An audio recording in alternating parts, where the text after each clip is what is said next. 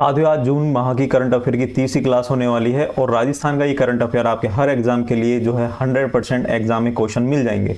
आप इस बात का विश्वास बना के रखना। आपने कंटेंट देखा हो, कंटेंट में जो है बहुत ज़्यादा जो है इस तरह से बनाया हुआ है कि आपके जो है एग्जाम में प्रश्न मिल जाएंगे। ठीक है, तो चलिए आज शुरू करते हैं माह जून की तीसरी क्लास। और इसके अंदर जो हम देखने वाले हैं, पहले मुख्यमंत्री फेलोशिप प्रोग्राम। मुख्यमंत्री फेलोशिप प्रोग्राम का मतलब है कि ये योजना राजीव गांधी युवा मित्र इंटर्नशिप प्रोग्राम के स्थान पर शुरू की जाएगी। मतलब जो राजीव गांधी युवा मित्र इंटर्नशिप प्रोग्राम थी वो पिछली गवर्नमेंट ने जो है इसको शुरू करी थी। इसका जो नाम बदलकर मुख्यमंत्री फेलोशिप प्रोग्राम कर दिया गया है। इसके तहत राज्य के महत्वपूर्ण सरकारी पदों पर बैठे ब्यूरोक्रेट्स के साथ युवाओं को जोड़ा जाएगा। क्या जोड़ा जाएगा? युवाओं को ब्यूरोक्रेट्स के साथ जोड़ा जाएगा, जिसमें जिला कलेक्टर, अतिरिक्त मुख्य सचिव एवं प्रमुख सचिवों से 200 युवाओं को जोड़ा जाएगा। इसमें से 50 युवाओं को जिला कलेक्टर के साथ और अन्य 150 को अतिरिक्त मुख्य सचिव के साथ और प्रमुख सचिव के साथ जो है सचिव रैंक के अधिकारियों के साथ जोड़ेंगे। अभी क्या करेंगे जोड़कर? ऐसे में 200 युवाओं का चयन किया जाएगा जिन्होंने 10वीं कक्षा से स्नातक और स्नातकोत्तर मतलब ग्रेजुएशन और जो पोस्ट ग्रेजुएशन है वहां तक जो है प्रथम श्रेणी में उत्तीर्ण की हो और काम में क्रिएटिविटी हो। कोई बच्चा 10वीं क्लास से लेकर पोस्ट ग्रेजुएशन तक अगर फर्स्ट डिवीजन आता है और उसकी काम में जो है क्रिएटिविटी है तो उसको जो है युवाओं को इन अधिकारियों के साथ जोड़ा जाएगा। इसके तहत सरकार के काम योजनाओं को किस तरह से बेहतर बनाया जा सकता है और उसमें युवा वर्ग की क्रिएटिविटी और विचारों को शामिल किया जाएगा। मतलब अब जो नियम नीति निर्माण बनेंगे अगर उसमें युवाओं का जो है योगदान रहेगा तो ये एक बहुत अच्छी बात है। इसमें जो पात्रता रखी गई है वो युवाओं की आयु 21 से 30 वर्ष की रखी गई है।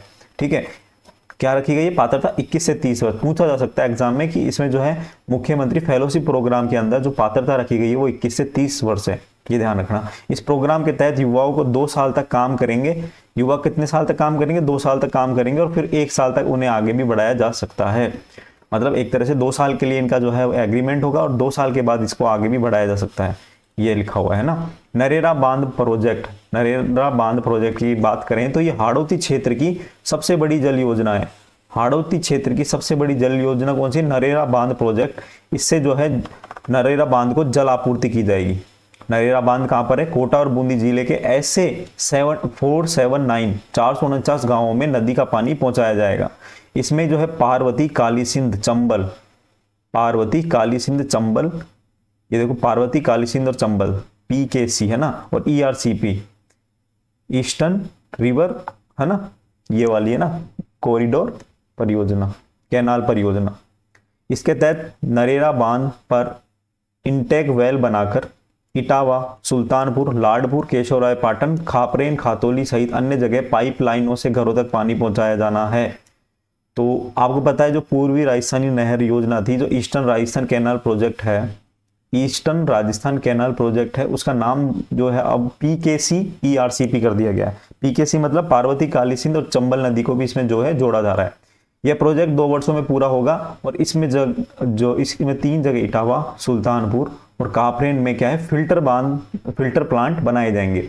नरेगा बांध प्रोजेक्ट जो कि राजस्थान की हाड़ौती क्षेत्र की सबसे बड़ी जल परियोजना है। तो नरेगा बांध का है कोटा के अंदर। कहां पर है? कोटा के अंदर, ध्यान रखना इसको है ना। आगे देखो, राजस्थान में सामाजिक सुरक्षा पेंशन में वृद्धि की गई है। अभी राजस्थान में मुख्यमंत्री भजनलाल शर्मा जो हैं उन्होंने 27 जून 2024 को झुंझुनू में सामाजिक सुरक्षा पेंशन योजना के तहत बढ़ी हुई राशि का वितरण किया गया। मतलब जून में जो झुंझुनू के अंदर जो अभी राजस्थान में जो सामाजिक सुरक्षा पेंशन आपको पता है कि चलती थी, जिसमें 1000 रुपये 1500 रुपये जो मिनिमम रखा गया था, उसमें जो है वृद्धि की गई है। उसमें जो है 1000 रुपये से जो है राशि बढ़ाकर 1150 रुपये कर दी गई है। और सबसे पहले जो ये वितरण किया गया मुख्यमंत्री भजनलाल शर्मा द्वारा झुंझुनू के अंदर किया गया। इसका उद्देश्य है कि बुजुर्गों और जरूरतमंदों को पेंशन देकर उन्हें आर्थिक सामाजिक सुरक्षा प्रदान करना तथा समाज के वंचित एवं पिछड़े वर्गों को मुख्य धारा से जोड़ना है। यह वृद्धि राजस्थान में 1 अप्रैल 2024 से लागू हुई है। कब से लागू हुई है? 1 अप्रैल 2024 से। 2000 रुपये की जो पेंशन है उसको 1150 रुपये कर दिया गया है। राज्य के सामाजिक न्याय और अधिकारिता विभाग द्वारा योजनाओं का संचालन किया जा रहा है, जिसमें से कुछ नाम है। मुख्यमंत्री वृद्ध सम्मान पेंशन योजना, जो बुजुर्गों को पेंशन मिलती है 60 वर्ष बाद। मुख्यमंत्री एकल नारी सम्मान योजना, एकल नारी मतलब कोई जो विधुर महिला है या तलाकशुदा महिला है तो उसको जो है ये विधवा महिला है, विधुर तो आदमी होता है। विधवा महिला है या फिर जो तलाकशुदा महिला उसको ये पेंशन मिलती है। मुख्यमंत्री विशेष योग्यजन सम्मान पेंशन योजना, तो ये विशेष योग्यजन मतलब जो कोई दिव्यांग है ना, जो अक्षम है उसको जो है पेंशन मिलती है। लघु सीमांत और वृद्धजन कृषक सम्मान पेंशन योजना, तो लघु और सीमांत किसानों को भी ये इस योजना का लाभ दिया जाता है। इंदिरा गांधी राष्ट्रीय वृद्धावस्था पेंशन योजना, तो वृद्धावस्था पेंशन योजना हो गई। इंदिरा गांधी राष्ट्रीय विधवा पेंशन योजना, ये अलग से चलती है। इंदिरा गांधी राष्ट्रीय निःशक्त पेंशन योजना, तो स्टेट की अलग है और सेंटर की अलग योजना है, ये इनका नाम ऐसे ऐसे रखा गया है। तो इनमें सभी में जो है वृद्धि कर दी गई है। राजस्थान के 15 जिलों में मनरेगा लोकपाल नियुक्त किए जाएंगे। राजस्थान के 15 जिले कौन कौन से? अलवर, बीकानेर, जयपुर, झुंझुनू, सीकर, बीकानेर, भरतपुर, बांसवाड़ा, डूंगरपुर, राजसमंद, करौली, है ना। तो इसमें जो है मनरेगा आपको पता है, जो नरेगा गांव के अंदर चलती है, महात्मा गांधी, है ना, राष्ट्रीय स्वरोजगार ग्रामीण योजना जो है लोकपाल इसमें नियुक्त किए जाएंगे। आगामी वर्ष से राज्य सरकार के सभी जिलों में मनरेगा लोकपाल की व्यवस्था की जाएगी। मतलब अभी जो है वर्तमान में 15 जिलों के अंदर केवल लोकपाल की व्यवस्था की बात की गई है, और आने वाले जो समय में अगले वित्तीय वर्ष से सभी जो 50 जिले हैं वर्तमान में, इनके अंदर सभी जिलों में क्या की जाएगी? मनरेगा लोकपाल की घोषणा की जाएगी। मनरेगा के तहत इन जिलों में लगने वाले लोकपाल मनरेगा से जुड़ी हुई शिकायतें, अभाव और अभियोग के समाधान हेतु काम करेंगे। मनरेगा लोकपाल की नियुक्ति 2 वर्ष के लिए रहेगी। गौरतलब है कि जिलावार लोकपाल प्रति सीटिंग के 2250 रुपए या अधिकतम 45,000 रुपए दिए जाएंगे। ठीक है, लोकपाल को कितने रुपए दिए जाएंगे? एक सीटिंग के लिए 2250 रुपए या अधिकतम 45,000 रुपए दिए जा सकेंगे। इन्हें 15 दिनों में शिकायतों का निपटारा करना अनिवार्य होगा। ठीक है, तो मतलब अब सरपंच भी अपनी मनमानी नहीं कर पाएंगे, सरपंच के ऊपर इन जो है लोकपाल को नियुक्त कर दिया गया है एक तरह से, क्योंकि आपको पता है गांव में जो है चीजें नहीं होती है ढंग से, योजनाओं का लाभ जो है जनता तक नहीं पहुंच पाता है किसी भी रीजन से। तो अब मनमानी खत्म हो जाएगी, क्योंकि मनरेगा लोकपाल जो है लग जाएंगे, तो इनको अधिकतम 45,000 रुपए और प्रति सीट 2250 रुपए दिए जाएंगे। ठीक है, आगे देखो, मनरेगा लोकपाल की योग्यता की हम बात करें तो लोक प्रशासन, विधि, शैक्षणिक, सामाजिक कार्य एवं प्रबंधन में कम से कम 10 वर्ष का अनुभव होना चाहिए। 10 वर्ष का इनको अनुभव होना चाहिए। प्रतिष्ठित, निष्ठावान, विवाद रहित, अखंड सत्यनिष्ठा होना चाहिए। आवेदक की आयु 66 वर्ष से अधिक नहीं होनी चाहिए। शैक्षणिक योग्यता कम से कम ग्रेजुएशन तो करके रख रही हो उसने, तो ये योग्यता पूछी जा सकती है। आरएस का जो होता है ना आपका प्री, उसमें यह पूछा जा सकता है कि मनरेगा लोकपाल की योग्यता निम्न में से नहीं है, तो उसकी आयु जो 66 वर्ष होनी चाहिए, 10 साल का उसे अनुभव होना चाहिए, और जो है वो कम से कम जो है ग्रेजुएशन तो किया हुआ होना चाहिए। ठीक है, ये 3 चीजें ध्यान में रख लेना आप। ओके, आगे देखो, डॉक्टर सौम्या गुर्जर नगर निगम ग्रेटर की महापौर डॉक्टर सौम्या गुर्जर हैं, और इन्होंने जो है 2 जून से 4 जून 2024 को सिंगापुर में वर्ल्ड सिटी समिट WCS 2024 में भारत का प्रतिनिधित्व किया। सिंगापुर में वर्ल्ड सिटी समिट WCS में जो है भारत का प्रतिनिधित्व किया। डॉक्टर सौम्या ने 3 दिवस में समिट में वैश्विक मंच पर शहरी विकास, स्मार्ट सिटी मिशन, नवाचारों, विरासतों व संस्कृति विषयों पर होने वाले विभिन्न कार्यशालाओं को संबोधित किया। मतलब सौम्या गुर्जर जो है सिंगापुर गई थी, और सिंगापुर में जो WCS जो मीटिंग आयोजित थी, वर्ल्ड सिटीज समिट जो हुई थी, उसके अंदर जो है भारत का प्रतिनिधित्व किया। और वर्ल्ड सिटी समिट का ये 9वां संस्करण है। इसमें विश्व के 250 से अधिक शहरों के महापौर, उद्योगपति और अंतर्राष्ट्रीय संस्थाओं ने भाग लिया। इसमें भविष्य में शहरी क्षेत्र में जीवन को बेहतर बनाने पर विचार विमर्श किया गया। तो पूछा जा सकता है, इंपॉर्टेंट है कि वर्ल्ड सिटी समिट जो शहरों का सम्मेलन हुआ था, शहरों का सम्मेलन जो इसमें पूरे देश के लगभग 250 सिटियों ने भाग लिया था, 250 शहरों ने भाग लिया था, वर्ल्ड सिटी समिट में भाग लिया था, जिसमें से भारत की तरफ से जो है कौन गए थे? डॉक्टर सौम्या गुर्जर जो है जयपुर नगर निगम ग्रेटर की मेयर रहे हैं, ये इनको भेजा गया था। ठीक है दोस्तों, तो ये आपको इंपॉर्टेंट हो जाता है। और ये सम्मेलन कहाँ आयोजित हुआ था? सिंगापुर में हुआ था, ये भी आपको ध्यान में रखना है। हर्बल पार्क धन्वंतरी उपवन की हम बात करें, हर्बल पार्क, इसे राजस्थान के जयपुर में स्थापित किया गया। हर्बल पार्क धन्वंतरी उपवन, इसमें कई प्रजातियों के औषधीय पौधे विकसित होंगे। यह पार्क राष्ट्रीय आयुर्वेद संस्थान द्वारा गलता की पहाड़ियों के बीच जग्गा की बावड़ी के पास 21 एकड़ में विकसित किया जा रहा है। कहाँ पे? जयपुर के अंदर। कहाँ पर? जो गलता जी आपने देखा होगा, तो गलता जी के वहां पे जग्गा की बावड़ी है। गलता जी की जो पहाड़ियां हैं वहां पे क्या है? जग्गा की बावड़ी। वहां पर ये जो है धन्वंतरी उपवन विकसित किया जा रहा है। इसमें जो है 250 प्रजाति के 2000 औषधीय पौधे लगाए गए हैं तथा एक वर्ष में 400 प्रजाति के 8000 और लगाए जाएंगे। धन्वंतरी उपवन रोगों के उपचार में काम आने वाली कई औषधियों के लिए 21 वाटिकाओं का निर्माण किया गया है। इन वाटिकाओं में आयुर्वेद के साथ ज्योतिष विज्ञान पर भी ध्यान रखा गया है। इस पार्क में ग्रह राशि नक्षत्र पर प्रभाव के अनुसार भी ज्योतिषी वाटिकाएं बनाई जा रही हैं। तो मतलब इसको बहुत तरीके से 21 वाटिकाओं का निर्माण इसमें किया जा रहा है। बहुत बढ़िया तरीके से ज्योतिषी विज्ञान का भी ध्यान रखा गया है, ग्रह नक्षत्र का भी ध्यान रखा गया है। तो ये बहुत ज्यादा जो है ये अल्टीमेट जो है पार्क बनने वाला है। तो ये कहाँ पर है? जयपुर के अंदर। जयपुर में कहाँ पे? गलता जी की पहाड़ियों में जग्गा की बावड़ी। गलता जी की पहाड़ी और जग्गा की बावड़ी के पास जो है 21 एकड़ भूमि पर यह विकसित किया जा रहा है। धन्वंतरी उपवन का जो मुख्य उद्देश्य वो है पर्यावरण का संरक्षण करना और औषधीय पादपों का संरक्षण करना। ठीक है, इसमें जो औषधीय पादप ही लगाए जा रहे हैं, इसमें जो है 250 प्रजातियों के 2000 पौधे तो लगा दिए हैं और 400 प्रजातियों के 8000 पौधे और लगाए जाने हैं। ठीक है, तो ये ध्यान में रखना आपको। जयपुर के अंदर गलता जी की पहाड़ी और जग्गा की बावड़ी। राज्य के अस्पतालों में लागू होगा Q management system. Q management system क्या होता है? कि एम्स नई दिल्ली की तर्ज पर भीड़ को प्रतिबंधित करने के लिए क्यू मैनेजमेंट सिस्टम विकसित किया जाएगा। राजस्थान में स्वास्थ्य सेवाओं को नवाचारों और आर्टिफिशियल इंटेलिजेंस आधारित तकनीकों से सुदृढ़ और पेशेंट फ्रेंडली बनाया जाएगा। इसके लिए चिकित्सा शिक्षा विभाग के अधिकारियों का एक दल चिकित्सा के क्षेत्र में हो रहे आधुनिकतम नवाचारों और तकनीकों का अध्ययन करेगा। तो एम्स की तरह जो है अब जो है एसएमएस अस्पताल को बनाया जाएगा, सभी राज्यों के अस्पताल को बनाया जाएगा कि भीड़ का जो है सही मैनेजमेंट किया जा सके। जो पेशेंट आते हैं जिनका नंबर नहीं आ पाता है या फिर किसी भी तरह का जो है ढिलाई होती है, तो उसके लिए व्यवस्थित सिस्टम विकसित किया जा रहा है जिसे क्या कहते हैं? Q management system. ठीक है, आगे देखो, राजस्थान का पहला वेस्ट वाटर ट्रीटमेंट प्लांट की हम बात करें तो ये मानसरोवर स्टोन पार्क जयपुर में स्थापित किया गया है, जो कि अभी शुरू नहीं हुआ है। स्थापित तो कर दिया पर शुरू नहीं हुआ है। बहुत सारी चीजें हैं, है ना।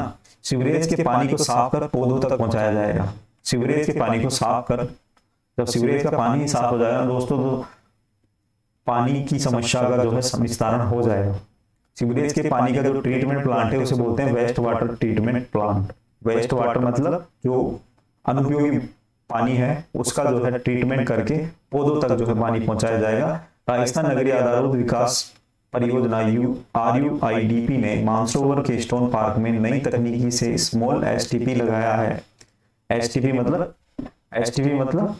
STP हो गया जो ट्रीटमेंट प्लांट ना, उसको STP कह रहे हैं यहाँ पे। ठीक है, तो STP लगाया है किसने? RUIDP ने। किसने लगाया? RUIDP ने। तो मानसरोवर के स्टोन पार्क के पास ये लगाया है जयपुर के अंदर। ठीक है, इस वेस्ट वाटर ट्रीटमेंट प्लांट का नाम दिया गया है, इसको क्या दिया गया है? वेस्ट वाटर ट्रीटमेंट प्लांट का नाम दिया गया है। इसकी जो क्षमता है 50 किलोलीटर की है। कितनी? 50 किलोलीटर। 50 किलोलीटर, ये कौन सी वो आ गई गणित। इसमें पार्कों के हाल सुधारने हेतु निःशुल्क क्या दी जाएगी? पानी दिया जाएगा। तकनीकी जो है निःशुल्क दी जाएगी। वेस्ट वाटर ट्रीटमेंट प्रोजेक्ट से पार्क में बूंद बूंद सिंचाई पद्धति के हर हिस्से और पेड़ पौधों तक पानी पहुंचाया जाएगा। कितनी बढ़िया तकनीक है ना। मतलब पानी का जो सीवरेज का जो पानी है उसको जो ट्रीटमेंट करेंगे और उसको ट्रीटमेंट करके उस पानी को कहाँ पहुंचाएंगे? पेड़ पौधों तक, पार्कों तक पहुंचाएंगे। भारत सरकार से 20 साल के लिए पेटेंट भी करवा लिया है इस तकनीक का। किसने? RUIDP ने। तो ये तकनीक किसने बनाई है? RUIDP ने। RUIDP का मतलब है राजस्थान नगरीय आधारभूत विकास परियोजना। राजस्थान अर्बन इंफ्रास्ट्रक्चर डेवलपमेंट जो प्रोजेक्ट है, राजस्थान का पहला ऐसा इंजीनियरिंग विभाग बना है जिसने किसी आविष्कार को खुद के नाम से पेटेंट करवा लिया है। तो यहाँ पर अब ये इंपॉर्टेंट हो जाता है कि यहाँ पर जो है किसने जो है पेटेंट करवाया है? RUIDP ने। RUIDP ने क्या करवाया? वेस्ट वाटर ट्रीटमेंट प्रोजेक्ट को क्या क्या करवाया है? पेटेंट करवाया। आगे देखो, राजस्थान सरकार और नेशनल स्टॉक एक्सचेंज के बीच में MOU साइन हुआ है। राजस्थान सरकार और नेशनल स्टॉक एक्सचेंज के बीच में राजस्थान के जो उद्योग और वाणिज्य विभाग ने नेशनल स्टॉक एक्सचेंज NSE के साथ इनिशियल पब्लिक ऑफरिंग IPO लाने के लिए और फंड को रेजिंग करने के लिए, मतलब पैसे इकट्ठा करने के लिए और आईपीओ लाने के लिए एक एमओयू किया है। इसके तहत राजस्थान की माइक्रो, स्मॉल और मीडियम एंटरप्राइजेज जो भी रहेंगे, एमएसएमई, उनको फंड जुटाने के लिए अपने आईपीओ ला सकेगी। मतलब राजस्थान की जो माइक्रो, स्मॉल और मीडियम एंटरप्राइजेज है, एमएसएमई जो संस्थाएं हैं, उनको जो फंड जुटाने के लिए क्या लाएंगे, आईपीओ लाएंगे। मतलब आप इसमें इन्वेस्ट कर सकते हैं। एमएसएमई क्या हो गया, मीडियम स्मॉल जो है एंटरप्राइजेज है, माइक्रो स्मॉल और मीडियम एंटरप्राइजेज जो है, उनमें जो है फंड जुटाने के लिए आईपीओ ला सकेंगे। आईपीओ आपको पता है क्या होता है, कि जो आईपीओ होता है एक तरह से कोई भी कंपनी जब मार्केट में आती है तो अपने आईपीओ जारी करती है। आईपीओ जारी करने का मतलब है कि जो है जनता उसमें पैसा लगा सकती है, जनता उसके जो शेयर खरीद सकती है। तो शेयर खरीदने के बाद जो जनता जो है क्या होती है, उसकी मालिक हो जाती है। तो आईपीओ लाते हैं इस तरह से ना। देश में महाराष्ट्र और गुजरात में एमएसएमई के लिए आईपीओ प्लेटफॉर्म होने से वहां एमएसएमई व्यापारी को इसका लाभ मिल रहा है। तो जब महाराष्ट्र और गुजरात में जब लाभ मिल रहा है तो राजस्थान क्यों पीछे रहे। तो राजस्थान में भी जो है एमएसएमई व्यापारियों के लिए आईपीओ लाने के लिए नेशनल स्टॉक एक्सचेंज से क्या किया है, एमओयू साइन किया है। ठीक है। इस समझौते के तहत उद्योग विभाग व एनएसई राज्य में एमएसएमई शिविर, नॉलेज सत्र, रोड शो, वर्कशॉप, सेमिनार, जागरूकता कार्यक्रम आयोजित करेगा, जिसमें एमएसएमई को नेशनल स्टॉक एक्सचेंज प्लेटफॉर्म पर लिस्ट करने का सहयोग मिल सकेगा। आगे देखो, देश में भूगर्भ जल के सर्वाधिक डार्क जोन कहां पाए गए हैं, राजस्थान के अंदर। तो 2023 में एक रिपोर्ट आई थी जिसमें पंजाब, हरियाणा, दिल्ली, पश्चिमी उत्तर प्रदेश के कुछ हिस्से अतिरिक्त अति शोषित हैं। अति शोषित क्षेत्र कौन से हैं, दिल्ली, हरियाणा, पश्चिमी उत्तर प्रदेश और पंजाब। देश के कुछ इलाकों में अच्छी बारिश और रिचार्ज के पहल से भूजल की स्थिति में सुधार तो हुआ है। और देश में भूगर्भ जल की सबसे खराब हालत जो है राजस्थान में, यहाँ 203 डार्क जोन है। कितने डार्क जोन है दोस्तों, सबसे ज्यादा डार्क जोन है वो राजस्थान के अंदर।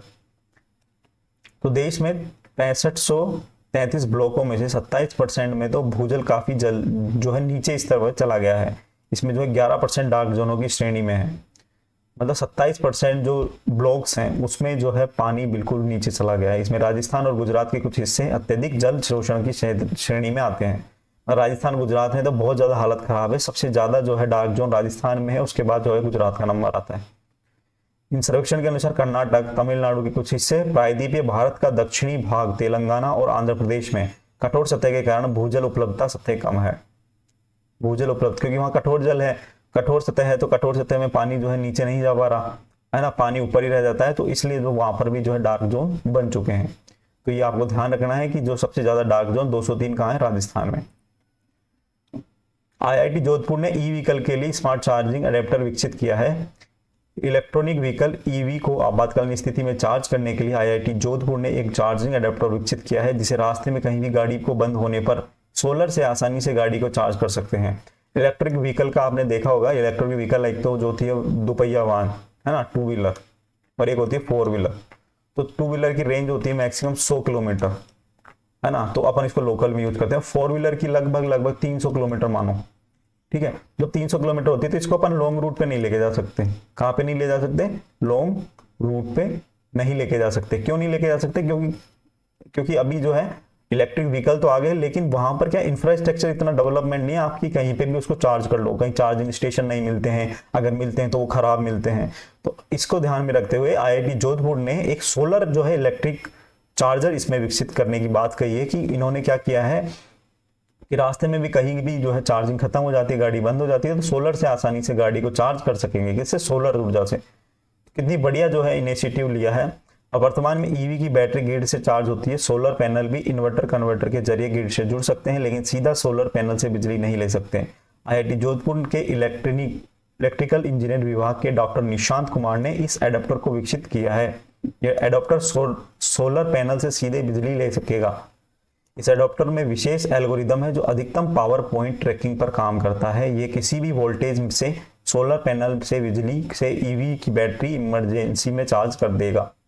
मतलब सोलर से सीधा जो है आपकी बैटरी चार्ज हो जाएगी, कहने का मतलब ये है। इसके तहत गांवों, जंगलों और एक्सप्रेसवे सिग्नल सौर पैनल लगाए जाएंगे जो केवल सॉकेट होंगे। इस एडोप्टर को सोलर पैनल के सॉकेट से जोड़ना होगा, जो सोलर पैनल से बिजली लेकर एक बार में कार को जरूरत के अनुसार 5 से 10 मिनट के लिए चार्ज कर देगा। इमरजेंसी में मतलब आपकी जो है गाड़ी चार्ज हो जाएगी। जैसे मान लो आपका जो है खत्म हो गया, बैटरी खत्म हो गई, अब 300 किलोमीटर आपकी रेंज है वो पूरी हो गई, बैटरी खत्म हो गई, ठीक है। अब आपको क्या है कि अब 5 से 10 मिनट के लिए जो आपको जो चार्ज लगभग जो है 50 किलोमीटर के लिए ये बैटरी और चार्ज कर देगी, ताकि आप जो है नेक्स्ट चार्जिंग स्टेशन तक पहुंच पाएं, या जो है आपको जहां पे भी चार्ज की सुविधा है वहां तक पहुंच पाएं, ठीक है। तो इसलिए जो है ये बहुत शानदार सिस्टम है। मेट्रो फेज 1C की हम बात करें तो मेट्रो, जयपुर मेट्रो का फेज 1 मेट्रो रेल जो है जयपुर में जो है आपको पता है कि चल रही है। तो इसमें जो है फेज 1C बनाया गया है, और ये जयपुर में बड़ी चौपड़ से ट्रांसपोर्ट नगर के बीच में चलने वाली मेट्रो लाइन स्थापित की जाएगी। इस प्रोजेक्ट में 2.85 किलोमीटर के दायरे में 2 मेट्रो स्टेशन बनेंगे।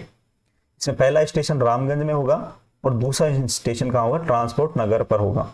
इसमें मेट्रो लाइन के 59 किलोमीटर, 0.59 मतलब ये 500 मीटर 590 मीटर तक क्या होगी, एक एलिवेटेड होगी, जबकि 2.26 किलोमीटर क्या होगी, अंडरग्राउंड होगी। मतलब 2.85 किलोमीटर की जो है इसकी लेंथ होगी, जिसमें से एलिवेटेड मतलब ऊपर जो है सड़क के ऊपर जो है पुलिया बनाकर 590 मीटर रखी गई है, और जबकि अंडरग्राउंड जो है 2.26 किलोमीटर इसकी रेंज रखी गई है। इस प्रोजेक्ट पर 980 करोड़ रुपए खर्च होने का क्या है वो अनुमान है।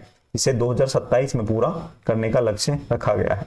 2027 में लक्ष्य रखा गया। आपने देखा होगा अगर आप खोले हनुमान जी जाते हैं या दिल्ली रोड पे जाते हैं तो वहां पे है जो काम कर रहा है, ट्रैफिक को डाइवर्ट किया हुआ है।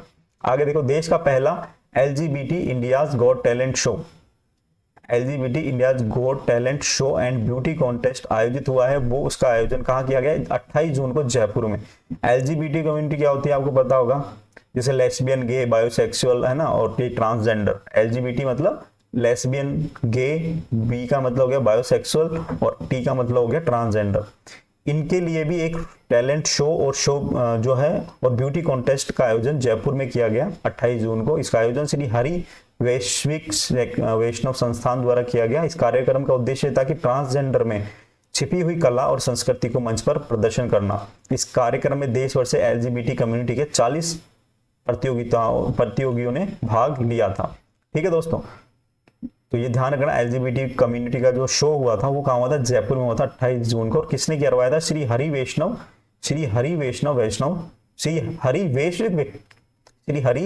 वैश्विक वैष्णव संस्थान ने करवाया था। ठीक है दोस्तों, तो ये ध्यान में रखना है आपको।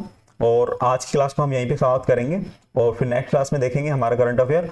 और आप जो है चैनल पर जुड़ सकते हैं, आपको 100% एग्जाम में प्रश्न मिलेंगे। ये मैं बार बार कहता हूँ, क्यों कहता हूँ, क्योंकि मुझे पता है मिलेंगे। ये तैयारी इस तरह से हम करवा रहे हैं कि आपका जो है क्वेश्चन गलत नहीं हो। ठीक है, तो 100% मिल जाएंगे। टेंशन फिक्र जो है भूल जाओ, आप टेंशन मुक्त हो जाओ। आप केवल विश्वास रखो, आप चैनल पे बने रहो, आपको ऐसा ही कंटेंट मिलता रहेगा। और जून की और मई की मैंने जो PDF है टेलीग्राम चैनल पर मैंने डाल दिया, आप वहां से डाउनलोड कर सकते हैं। और भी ज़्यादा डिटेल में है वो PDF, तो आप वहां से देख सकते हैं। और एक जो है मोटा मोटा आइडिया मैंने आपको यहाँ पे बता दिया है। ठीक है दोस्तों, तो मिलते हैं नेक्स्ट वीडियो में। अभी के लिए इतना ही, धन्यवाद।